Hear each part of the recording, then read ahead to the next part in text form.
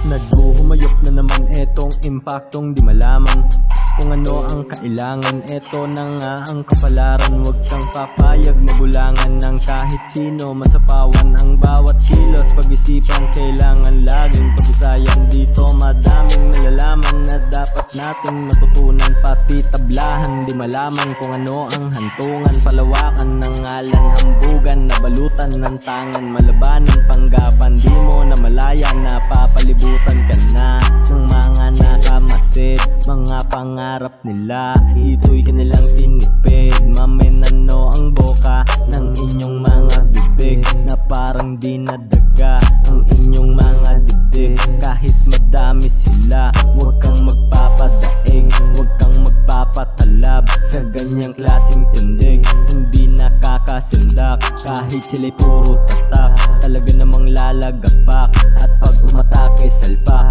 dami ng humarang palpak. Talaga namang kakalma, nadama kalayaan duga, nalasak pakiramdam tumba.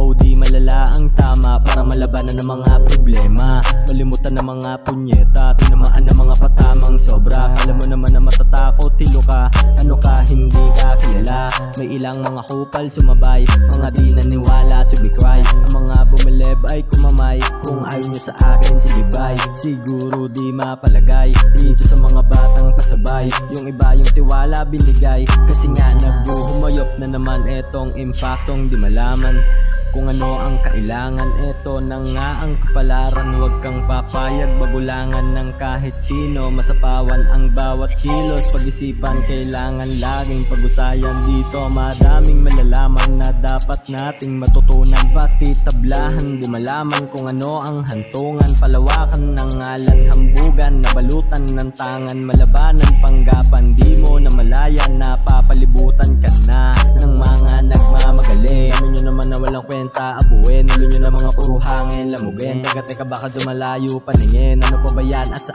akin tanungin. At baka naman sakaling kayan sagutin, sa akin tigas tumingin, at mga sumagasa baluin. Ang aking tiwala nakapiring, ang ganyang galawan kaaning. Dami ko na nga din nakikita kapuwing, dito lang ako sa mga day one kay gang.